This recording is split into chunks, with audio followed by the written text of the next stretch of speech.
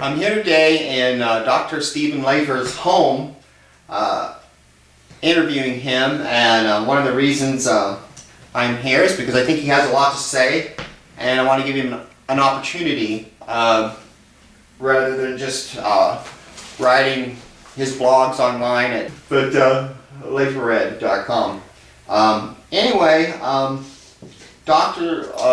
Lafer is no stranger to the world of education. He wrote a book, The Interdisciplinary Teacher's Handbook, with Stephen Judy.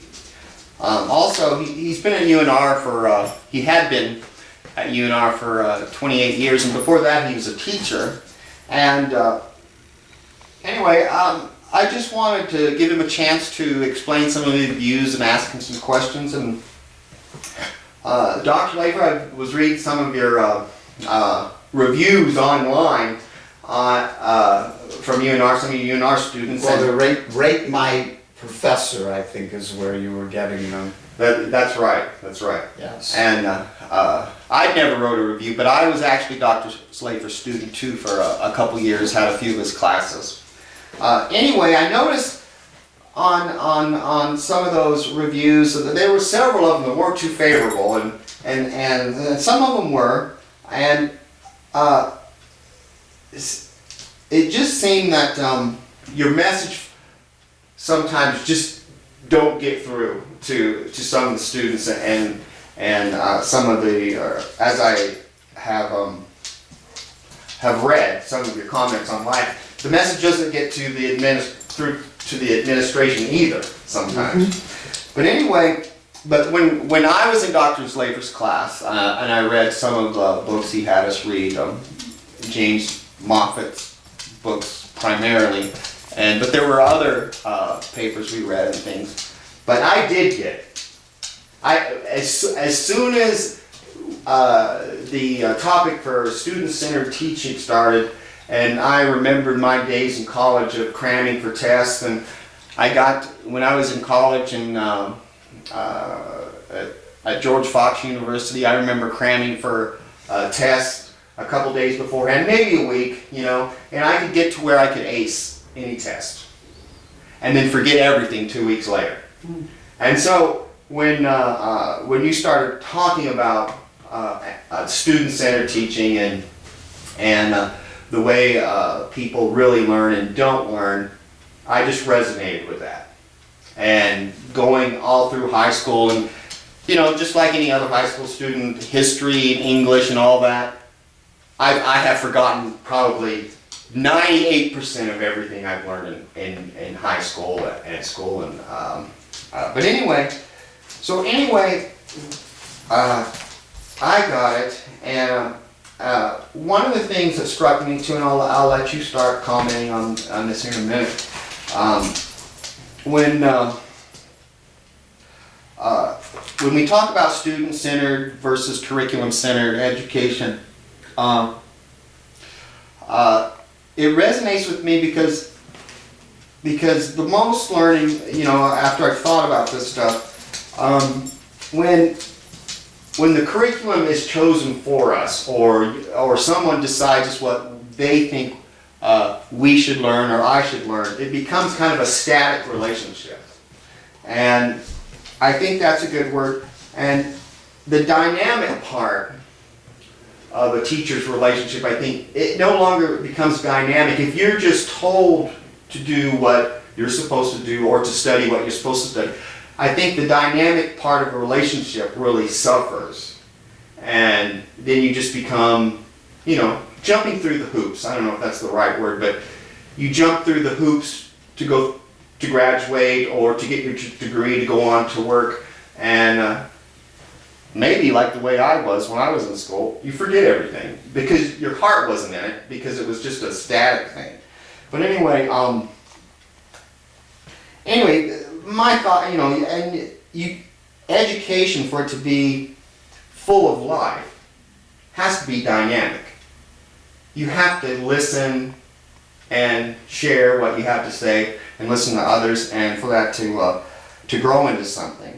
And it seems to me, and and you can jump in here after this, is it when we are really just primarily a curriculum-centered education, then that's got to hurt the dynamic relationship between the teacher and the students.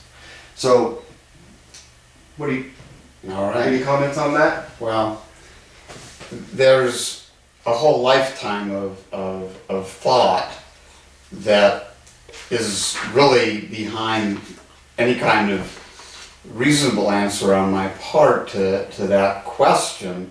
But what needs to be thought about is what it means to learn. I mean, that's the simple question that anyone who's going to be an educator, or for that matter, be a student, needs to think about. What does it mean to learn?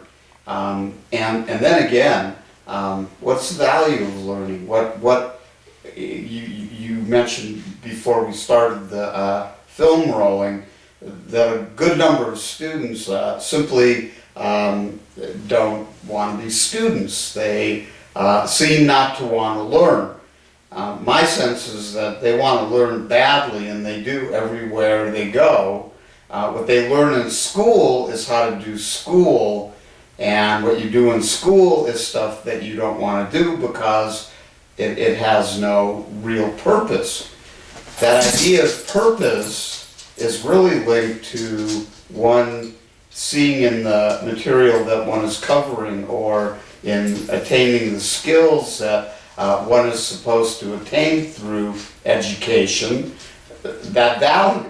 And it can be anything. I mean, learning could be how to flip a coin. Learning can be how to tie a shoe. And by the way, learning those things in a lot of ways is a more important kind of learning than learning who gave the Gettysburg Address, or how to do fractions. Now, if you learn fractions in the same way that you learn to tie a shoe, which is a really complex activity, if you try it, think of all the steps that are a part of that tying a shoe. Now, people do it, all right, and it's certainly much more complex than learning that Lincoln was the one who spoke the Gettysburg Address. So how do you do another, I mean, maybe the most important example of that is the learning of language. I mean, I don't think there's anything that human beings learn that's more complex than learning language. Now, how do they do it? And again, anybody who's been around kids, who has kids, knows that you learn language without any formal lessons. Right. And you learn how to tie a shoe without any formal lessons. And you pretty much learn how to drive a car, ride a bicycle without any formal lessons. You learn it by doing. And the reason that you do it is because, well, you have a desire to have the advantage, whatever advantage that learning gives you in the world or against the world and its problems. So I've advocated for a long time, and I'm not alone. There's a fellow named Paulo Freire, who I am very much attuned with in terms of my way of thinking, and I think between Paulo Freire and people like John Dewey and people like James Moffat, there's kind of an understanding of learning as taking place when somebody sees a need for it. In other words, learning has to be purposeful, all right? And learning in school doesn't seem purposeful because nobody does anything with what they learn except repeat what they've learned on examinations of some kind.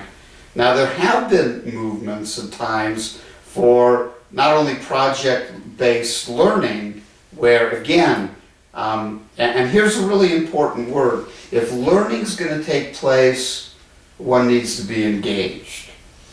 There's no way around it. You cannot learn unless you put the effort into learning. And this idea that a student can sit in a classroom and do as he or she is ordered to do and learn, that ain't going to happen. That's not going to happen. So people like Moffat and people like Dewey and people like Paulo Freire pretty much talked about what is called problem-based learning, where you engage students in activities where there are problematic components and they're problems that students want to solve because the solutions lead to some kind of satisfaction. Something happens as a result of the learning and its application that one can say, oh wow, look what I did. All right, and again, I guarantee you when a kid first ties a shoe and does it successfully, he goes, or she goes, wow, look what I did. When they go to school and they learn phonetics, they don't do that. Because phonetics is not directly learned to the kind of thing you do when you read that is satisfactory, or that gives you satisfaction.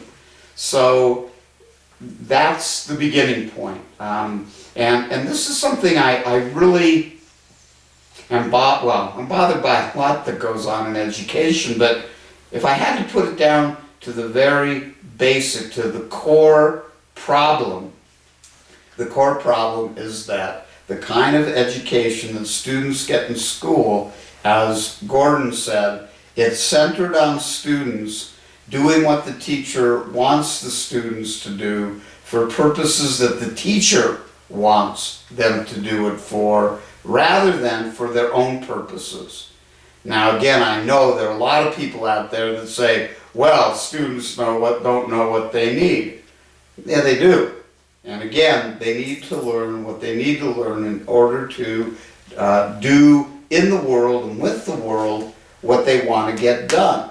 Now, as they go through formal education, certainly they can bump up against things they never thought they wanted to do or that they wanted to know, but that might be one of the functions of formal education. First, to lay the groundwork, to cause students to know what the purpose of learning is. Well, they already know the purpose of non-formal learning. They need to know that there's a purpose for this kind of learning that you do in school.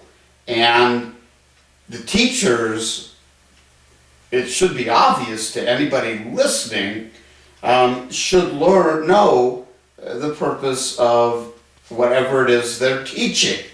I guarantee you that a good number don't. They learned the subjects that they learned in order to teach. And even at the secondary level, that's what they do. If they're a science teacher, they know science in such a way that they can teach it. But do they really apply science on the world? Do they use science to accomplish the kind of things that science allows one to accomplish? The same thing with English. Many of the teachers I know, a lot of them who complain like crazy on that Rate My Professor site, they want to teach English because they want to be English teachers. They don't really have an abiding understanding of what the purpose of becoming a good reader is. They don't even know what being a good reader is, because many of them are not. And the same with writing. I could show you examples of student writing that are by people who are students wanting to be teachers, and the writing is terrible. I mean, nobody would want to read that stuff if they didn't have to. Well, why do students come out of school writing stuff that nobody would want to read? Well, because they haven't had a proper education. They learned to write in order to do what the teacher wanted them to do. Writing was content. It was the curriculum. It wasn't empowerment. If you can write well, if you can speak well, if you can use language, if you can communicate well, you have a degree of power in the world. And all through school, students don't know that. Well, how could it be that they don't know that writing is a powerful tool when they've been writing for all these years? Because they've never written from a position of power. They have never used that writing, at least in school, to get anything meaningful done except get a grade. So again, this idea, we start with looking really closely at why we have schools. What is the purpose of these places? What should they be doing to help students learn? And what should students be learning?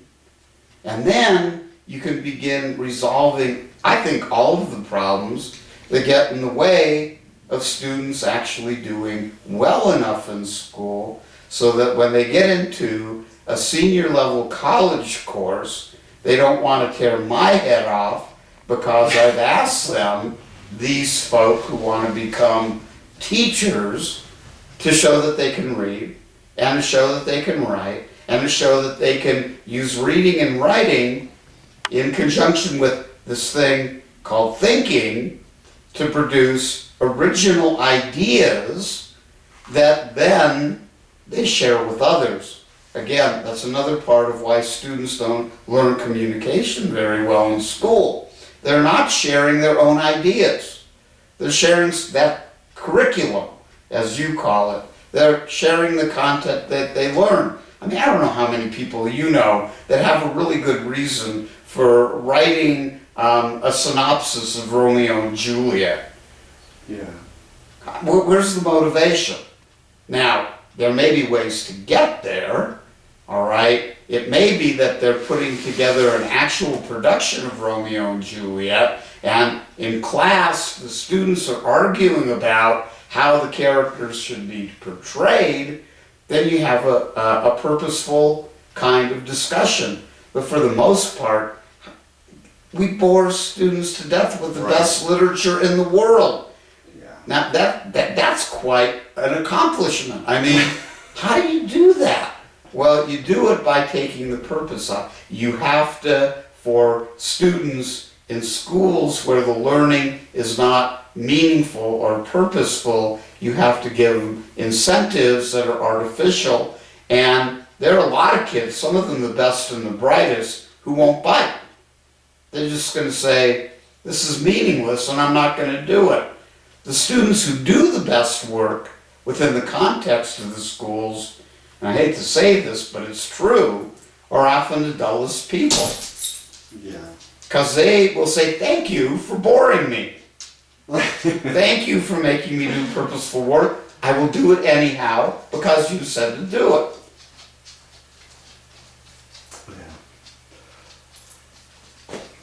I think I resonate with some of the things you were saying there. Well, a couple things.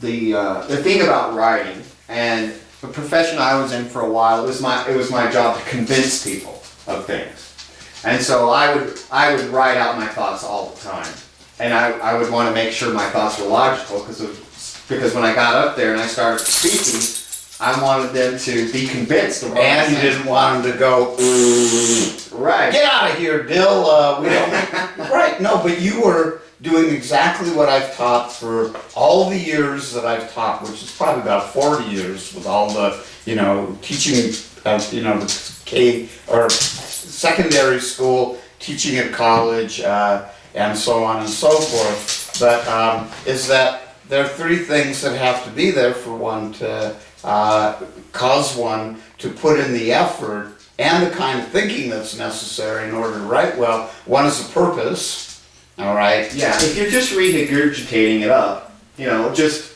to show the teacher that you actually read the material or something, you're not trying to convince anyone That's right. Or I think to like if writing a song or a poem to get some woman to fall in love with you, there's no, there's a purpose That's to different. That there's a purpose. There's a purpose. Remember, what was the name of that movie with Robin Williams? Anyhow, there's a movie where he teaches a prep school, and the students don't want to deal with poetry, you know, Right. and he gets up on a table and he starts yelling at them and he says, "Don't you know the purpose of poetry is to get women?"